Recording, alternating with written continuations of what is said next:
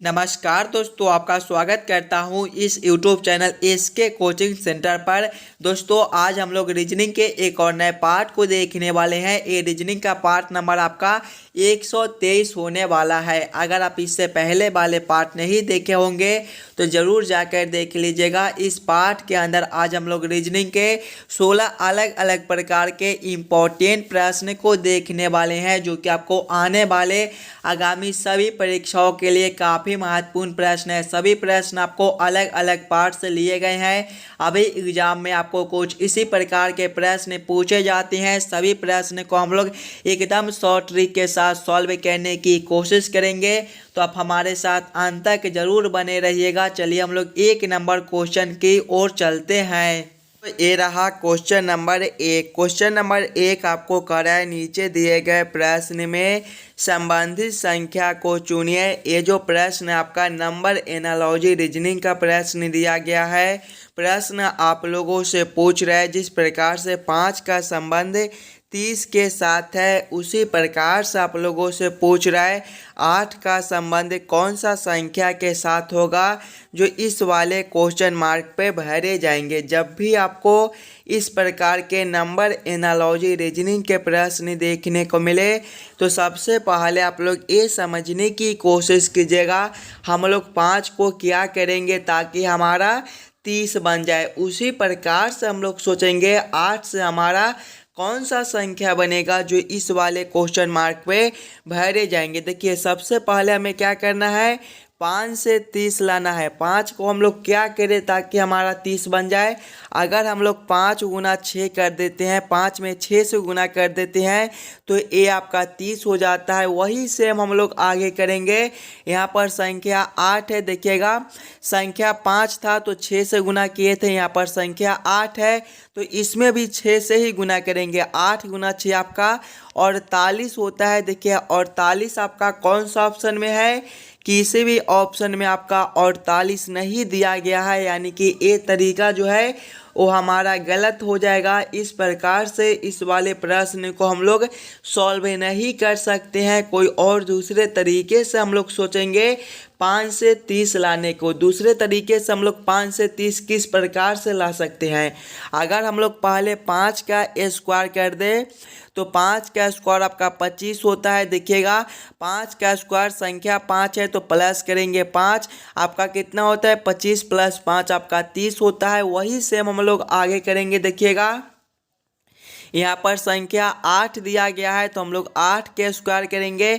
8 का स्क्वायर आपका कितना होता है, 8 8 64 होता है। देखिएगा स्क्वायर करने के बाद 5 ऊपर से जोड़ दिए थे तो इसमें भी 5 ऊपर से जोड़ेंगे। 64 प्लस 5 आपका 69 होता है। 69 आपका ऑप्शन नंबर सी में दिया गया है, जो कि आपके सही उत्तर हो जाएंगे। इस वाले क्वेश्चन मार्क पे आपका 69 भरा जाएगा। क्लियर है।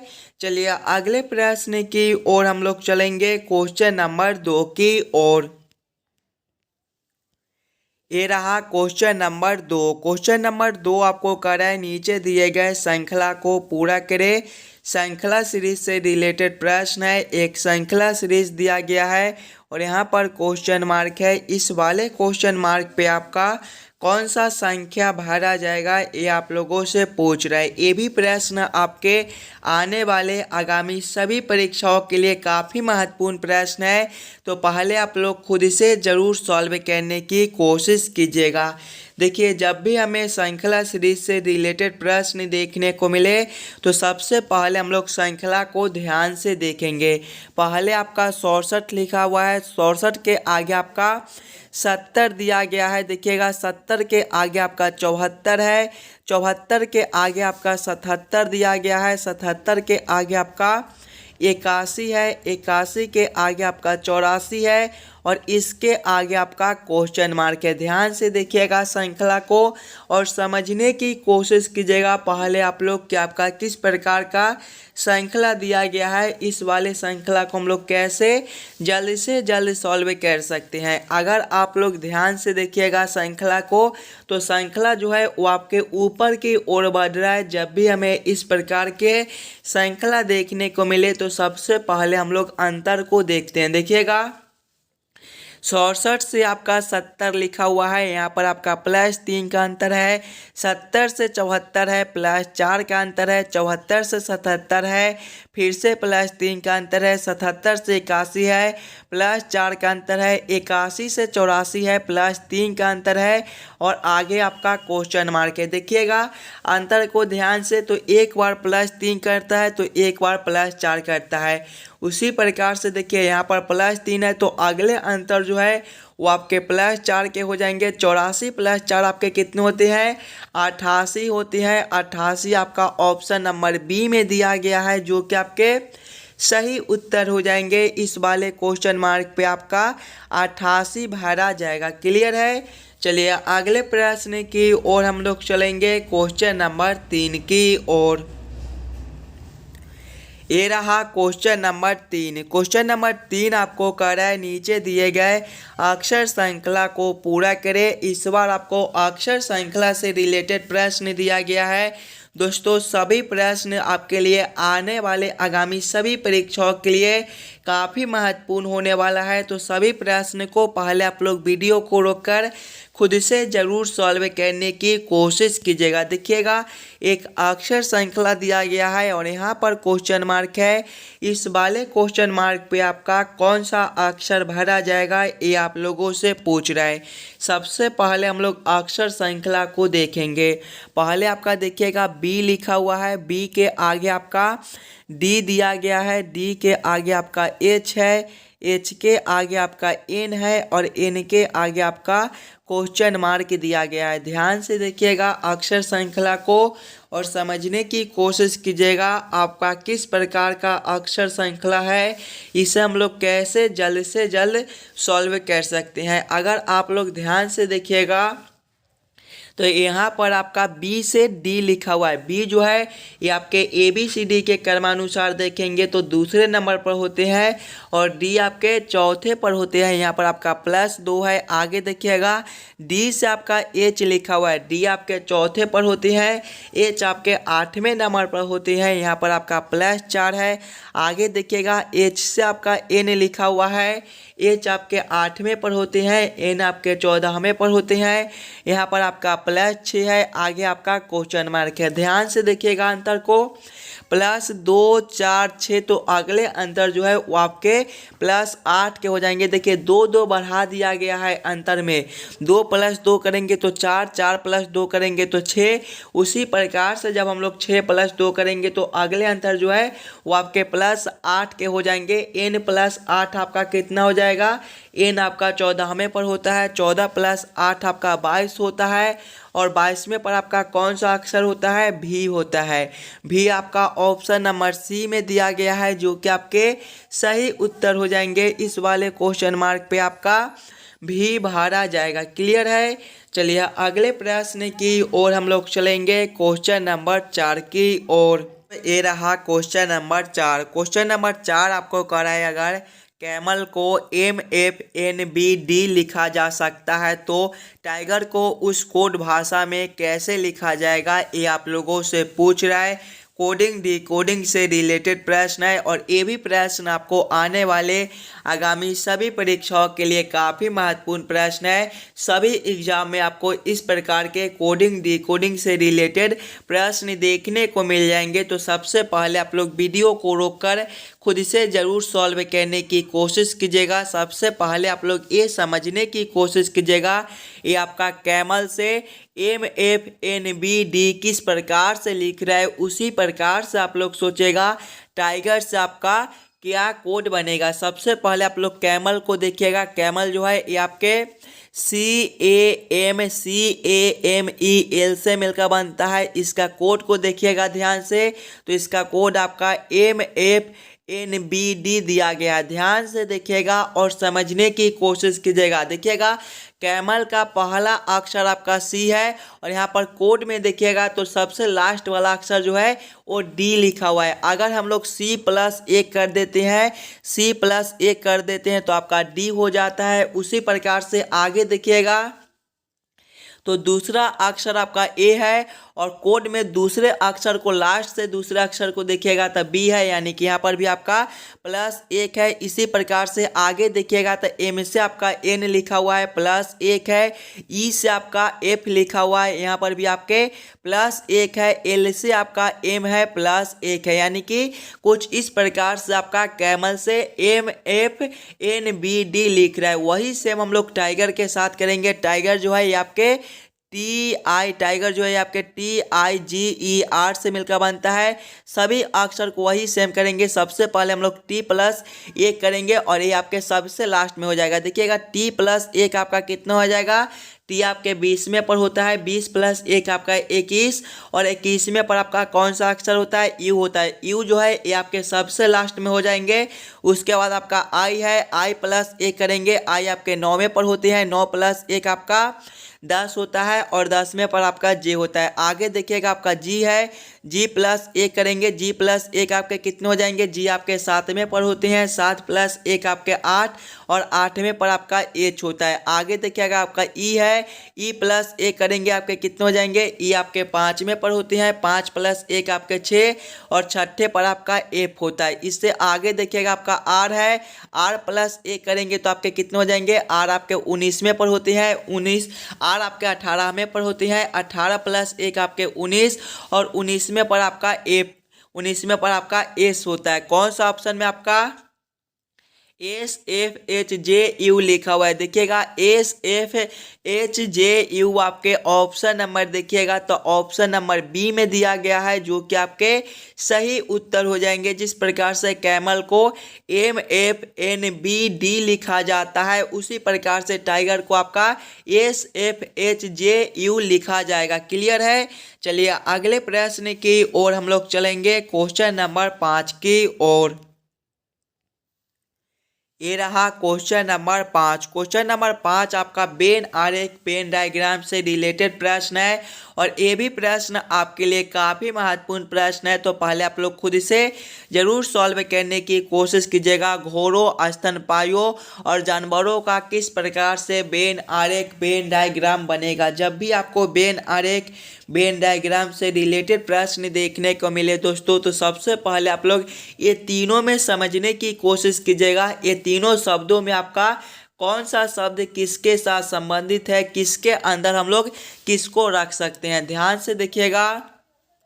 तो जानवरों के अंदर आपके घोड़े हो जाएंगे। घोड़े जो है ये आपके जानवर भी होते हैं और स्तनपायी भी होते हैं। याद रखिएगा, घोड़ा आपका जानवर भी होता है और स्तनपायी भी होता है। तो सबसे पहले हम लोग जानवरों के लिए एक गोला बना लेंगे और जानवर के अंदर आपके घोड़े हो जाएंगे। देखिएगा, और घोड़ा जो है वो आपके स्तनपायी होते हैं और कुछ मनुष्य भी आपके स्तनपायी होते हैं।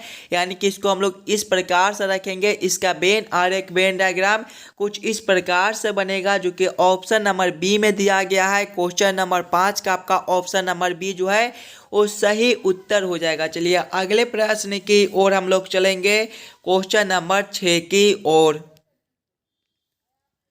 ये रहा क्वेश्चन नंबर 6। क्वेश्चन नंबर 6 आपको कह रहा है, नीचे दिए गए प्रश्न में संबंधित अक्षरों को चुनिए। इस बार आपको संबंधित अक्षर चुनने के लिए बोला जा रहा है। प्रश्न आपको कह रहा है जिस प्रकार से 1, 3, 4 का संबंध ACD के साथ है, उसी प्रकार से आप लोगों से पूछ रहा है 5, 6, 7 का संबंध कौन सा अक्षर के साथ होगा, जो इस वाले क्वेश्चन मार्क पे भरे जाएंगे। सबसे पहले आपको क्या समझना है, सबसे पहले आपको ये समझना है कि ये आपका 1, 3, 4 से ACD किस प्रकार से ला सकता है। 1, 3, 4 से हम लोग ACD किस प्रकार से ला सकते हैं। ध्यान से देखिएगा, पहले आपका 1 है, 3 है, 4 है और इससे आपका ACD लिखा हुआ है। ध्यान से देखिएगा, ABCD के अगर हम लोग क्रमानुसार देखेंगे तो ए जो है ये आपके पहले नंबर पर होते हैं, सी आपके तीसरे पर होते हैं, उसी प्रकार से डी आपके चौथे पर होते हैं। वही सेम हम लोग आगे करेंगे। देखिएगा 5, 6, 7 लिखा हुआ है, 5, 6,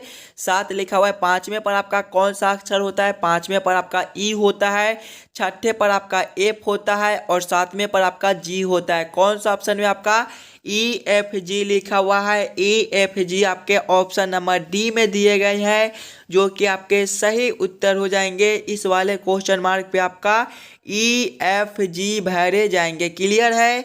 चलिए अगले प्रश्न की ओर हम लोग चलेंगे, क्वेश्चन नंबर 7 की ओर। ये रहा क्वेश्चन नंबर 7। क्वेश्चन नंबर 7 आपको कह रहा है, नीचे दिए गए प्रश्न में लुप्त संख्या ज्ञात करें। मिसिंग नंबर से रिलेटेड प्रश्न आपका यहाँ पर क्वेश्चन मार्क दिया गया है। इस वाले क्वेश्चन मार्क पे आपका कौन सा संख्या भरा जाएगा, ये आप लोगों से पूछ रहा है। ये भी प्रश्न आपके आने वाले आगामी सभी परीक्षाओं के लिए महत्वपूर्ण है। मिसिंग नंबर से भी रिलेटेड प्रश्न आपको सभी एग्जाम में पूछे जाते हैं, तो सभी बच्चे पहले आप लोग खुद का दिमाग लगाकर इस वाले प्रश्न को जरूर सॉल्व करने की कोशिश कीजिएगा। एकदम आसान सा प्रश्न है।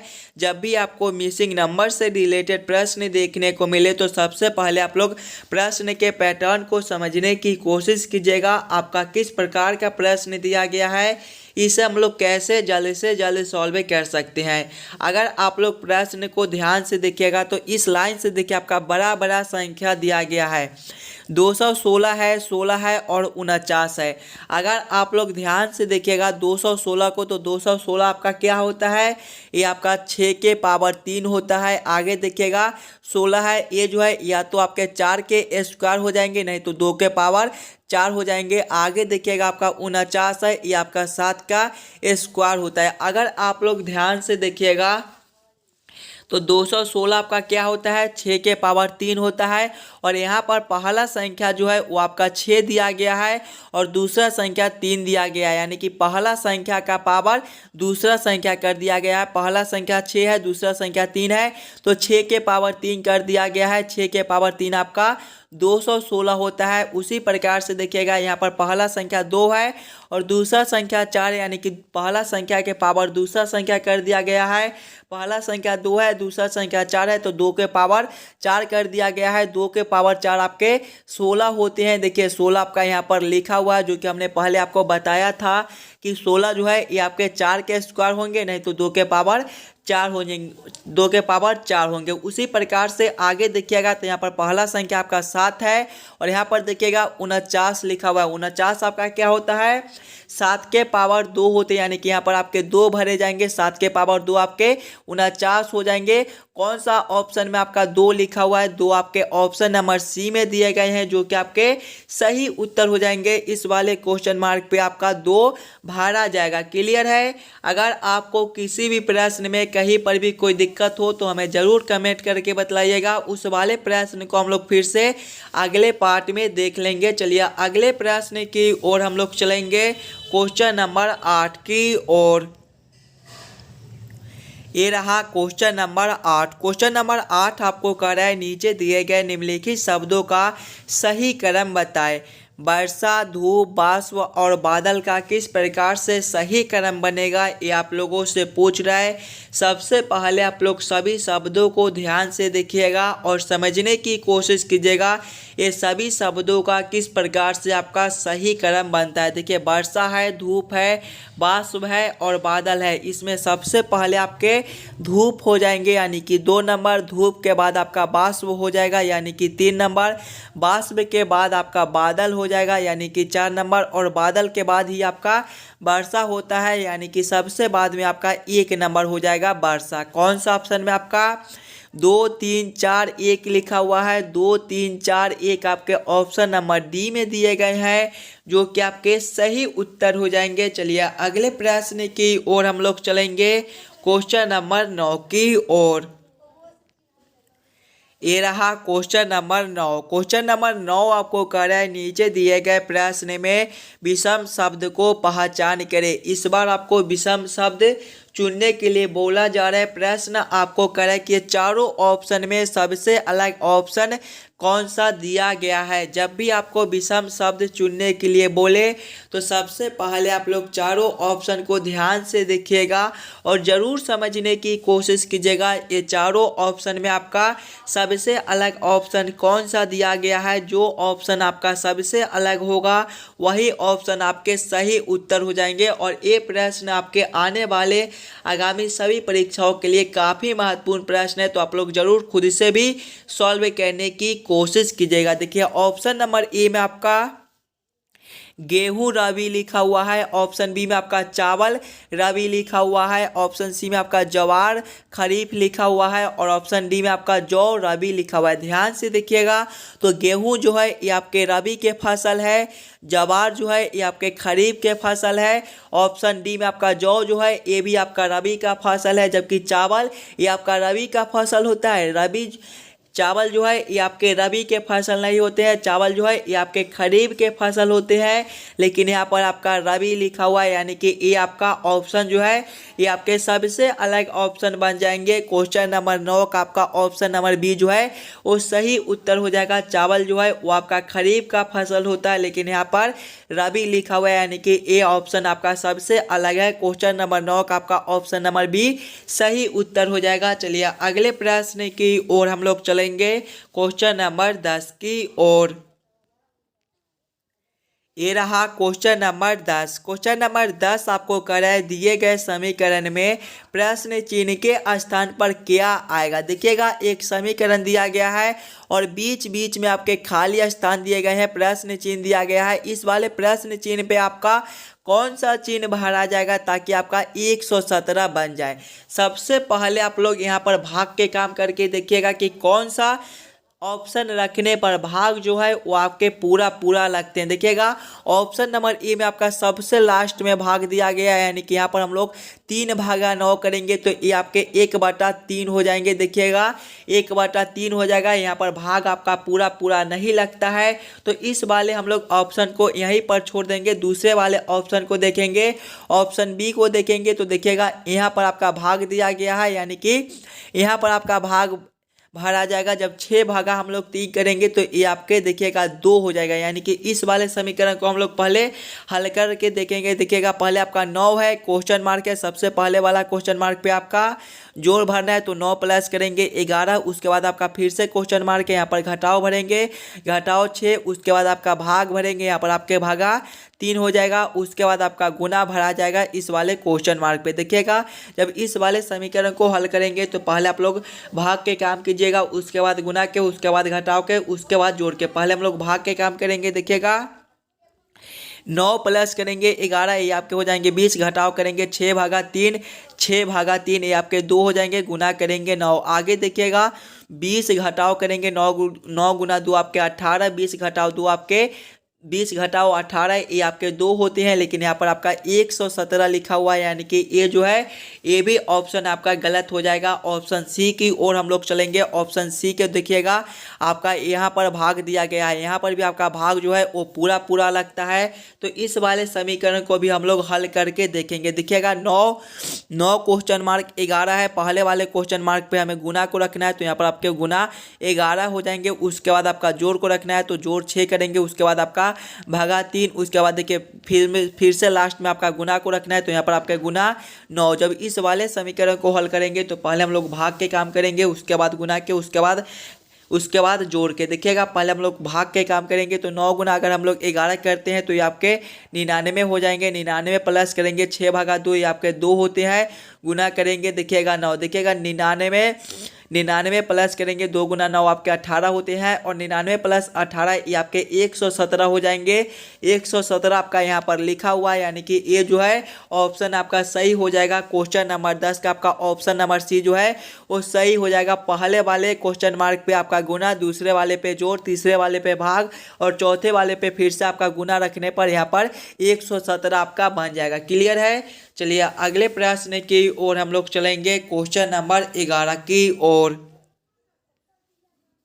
ये रहा क्वेश्चन नंबर 11। क्वेश्चन नंबर 11 आपको कह रहा है नीचे दिए गए प्रश्न में संबंधित शब्द को चुनिए। इस बार आपको संबंधित शब्द चुनने के लिए बोला जा रहा है।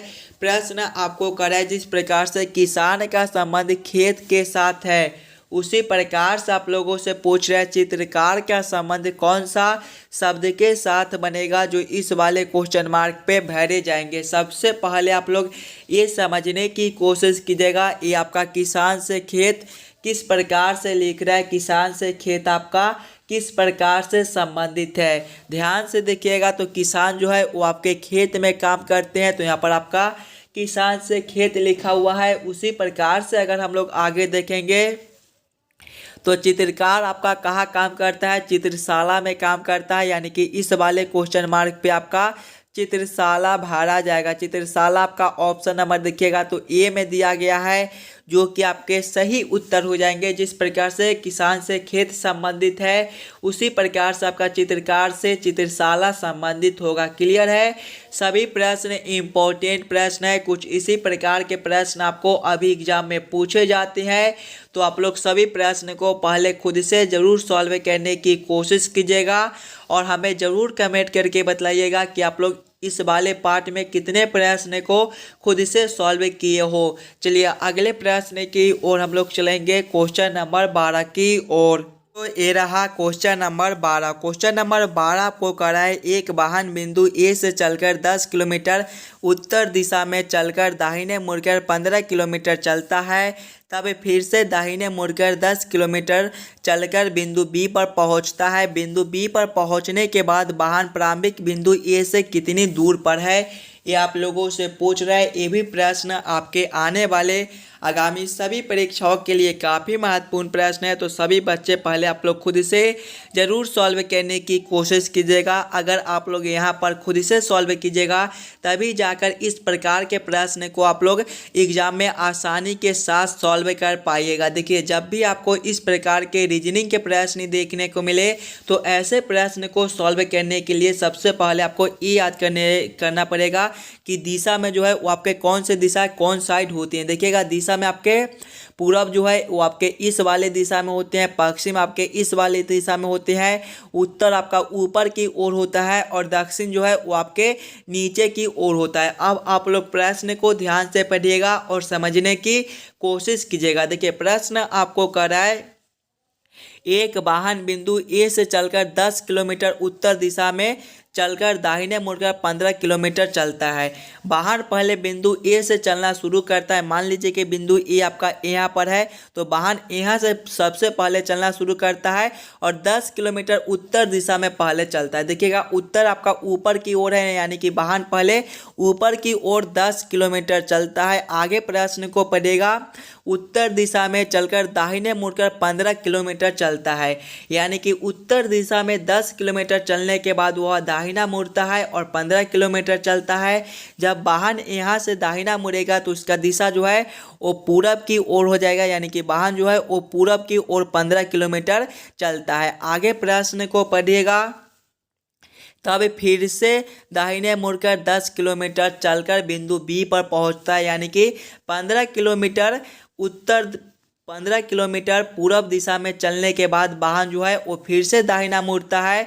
जब यहाँ से दाहिना मुड़ेगा तो उसका दिशा जो है वो दक्षिण दिशा की ओर हो जाएगा। दक्षिण दिशा में वह 10 किलोमीटर चलता है। अब आप लोगों से क्या पूछ रहा है ये देखिएगा, 10 किलोमीटर बिंदु चलकर बिंदु बी पर पहुंचता है। बिंदु बी पर पहुंचने के बाद वाहन प्रारंभिक बिंदु ए से कितनी दूरी पर है, यानी कि यहाँ पर आपका बिंदु बी हो जाएगा और ये आपका ए बिंदु है, ये आपका बी है।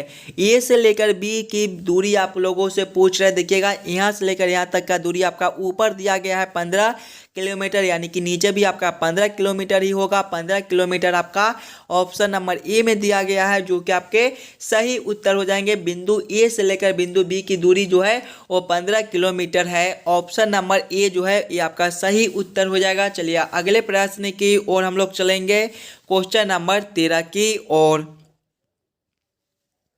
ये रहा क्वेश्चन नंबर 13। क्वेश्चन नंबर 13 आपको कह रहा है, नीचे दिए गए प्रश्न आकृति कौन सा उत्तर आकृति में निर्मित है, ये आप लोगों से पूछ रहा है। यहाँ पर आपका एक प्रश्न आकृति दिया गया है, कुछ इस प्रकार के आपके प्रश्न आकृति है और प्रश्न आप लोगों से पूछ रहा है कि इस प्रकार के प्रश्न आकृति आपका कौन सा उत्तर आकृति में दिया गया है। सबसे पहले आप लोग प्रश्न आकृति को ध्यान से देखिएगा और समझने की कोशिश कीजिएगा। इस प्रकार के प्रश्न आकृति आपका ये चारों उत्तर आकृति में से कौन सा उत्तर आकृति में दिया गया है। देखिएगा प्रश्न आकृति को, तो सबसे पहले आपके कुछ इस प्रकार से गोले बनाए हुए हैं और उसमें आपके एक लाइन कुछ इस प्रकार से खींचे हुए हैं और इसमें आपके दो लाइन कुछ इस प्रकार से दिए गए हैं। इस प्रकार के अगर हम लोग उत्तर आकृति में देखेंगे प्रश्न आकृति, तो ऑप्शन नंबर बी में आपका कुछ इस प्रकार से दिया गया है। देखिएगा, सबसे पहले आपका आपका गोला बनाया हुआ है, उसमें भी आपके एक लाइन खींचे हुए हैं और उसके बाद आपके दो लाइन कुछ इस प्रकार से दिए गए हैं। यानी कि इस प्रकार के प्रश्न आकृति आपका ऑप्शन नंबर बी में दिया गया है, जो कि आपके सही उत्तर हो जाएंगे। चलिए अगले प्रश्न की ओर हम लोग चलेंगे, क्वेश्चन नंबर 14 की ओर। रहा क्वेश्चन नंबर 14। क्वेश्चन नंबर 14 आपका कथन निष्कर्ष से रिलेटेड प्रश्न है और ये भी प्रश्न आपको आने वाले आगामी सभी परीक्षाओं के लिए काफ़ी महत्वपूर्ण प्रश्न है। तो पहले आप लोग खुद से ज़रूर सॉल्व करने की कोशिश कीजिएगा। जब भी आपको कथन निष्कर्ष से रिलेटेड प्रश्न देखने को मिले तो सबसे पहले आप लोग कथन को ध्यान से पढ़िएगा और उस वाले कथन के आधार पर आप लोग निष्कर्ष को सही या फिर गलत कीजिएगा। देखिए कथन आपको करे कि धातुएं गर्म करने पर फैलती है। क्या बोला जाता है? धातुएं गर्म करने पर फैलती है। निष्कर्ष एक को देखिएगा, निष्कर्ष एक आपको कह रहा है धातुएं गर्म करने पर नहीं फैलती है। देखिएगा इस वाले कथन का निष्कर्ष ये नहीं निकलता है कि धातुएं गर्म करने पर फैलती है। इससे यह निष्कर्ष नहीं निकलता है कि धातुएं गर्म करने पर नहीं फैलती है, यानी कि ये निष्कर्ष आपका गलत हो जाएगा। निष्कर्ष दो को देखेंगे, सभी वस्तुएं जो गर्म करने पर फैलती है धातु होती है। देखिएगा ये भी निष्कर्ष आपका गलत हो जाएगा। कथन साफ साफ आपको कह रहा है कि धातु गर्म करने पर फैलती है। इससे यह निष्कर्ष नहीं निकलता है कि जो चीज़ गर्म करने पर फैलती है वही आपका धातु है। ये दोनों निष्कर्ष आपके गलत हो जाते हैं। दोनों निष्कर्ष को आपका ऑप्शन नंबर डी में गलत किया गया है। निष्कर्ष एक और निष्कर्ष दोनों में से कोई लागू नहीं, यानी कि ये दोनों को गलत आपका ऑप्शन नंबर डी में किया गया है। तो क्वेश्चन नंबर 14 का आपका ऑप्शन नंबर डी जो है वो सही उत्तर हो जाएगा। चलिए अगले प्रश्न की ओर हम लोग चलेंगे, क्वेश्चन नंबर 15 की ओर। ये रहा क्वेश्चन नंबर 15। क्वेश्चन नंबर 15 आपको कह रहा है नीचे दिए गए प्रश्न में विषम अक्षर को पहचान करें। विषम अक्षर चुनने के लिए बोला जा रहा है। प्रश्न आपको कह रहा है कि चारों ऑप्शन में सबसे अलग ऑप्शन कौन सा दिया गया है। सबसे पहले आप लोग चारों ऑप्शन को ध्यान से देखिएगा। देखिए ऑप्शन नंबर ए में आपका PRT भी दिया गया है। ऑप्शन बी में आपका LNPR दिया गया है। ऑप्शन सी में आपका ACEG दिया गया है। ऑप्शन डी में आपका MNPR दिया गया है। ध्यान से देखिएगा तो आपका P से R लिखा हुआ है, यहाँ पर आपके +2 हो जाएंगे। R से आपका T है +2 है और T से आपका V है +2 है। ऑप्शन बी में देखिएगा तो आपका L से N है +2 है, आपका N से आपका P है +2 है, P से आपका R है, यहाँ पर भी आपके +2 है। ऑप्शन सी में देखिएगा तो A से आपका C है +2 है, C से आपका E है +2 है और E से आपका G है +2 है। ऑप्शन डी में देखिएगा M से आपका N है +1 है, N से आपका P है +2 है और P से आपका R है +2 है। सभी में देखिएगा तो +2 +2 +2 +2 +2 +2। यहाँ पर भी ऑप्शन सी में भी आपका +2 +2 +2 दिया गया है, लेकिन ऑप्शन डी में देखिएगा तो +1 +2 +2, यानी कि ए ऑप्शन आपका सबसे अलग बनता है। यहाँ पर आपका +1 कर दिया गया है, यानी कि क्वेश्चन नंबर 15 का आपका ऑप्शन नंबर डी जो है वो सही उत्तर हो जाएगा। चलिए अगले प्रश्न की ओर हम लोग चलेंगे, क्वेश्चन नंबर 16 की ओर। ये रहा क्वेश्चन नंबर 16। ये जो प्रश्न है ये आपके होमवर्क के तौर पे छोड़े जाते हैं, काफ़ी महत्वपूर्ण प्रश्न है। तो सभी बच्चे खुद से ज़रूर सॉल्व करने की कोशिश कीजिएगा और जितने बच्चे इस वाले यूट्यूब चैनल पर नए हो चैनल को सब्सक्राइब और वीडियो को लाइक ज़रूर करके जाइएगा और हमें एक बार ये ज़रूर कमेंट करके बताइएगा कि आज के 16 प्रश्न में से आप लोग कितने प्रश्न को खुद से सॉल्व किए हो। चलिए हम लोग मिलते हैं आपसे अगले वीडियो में। धन्यवाद।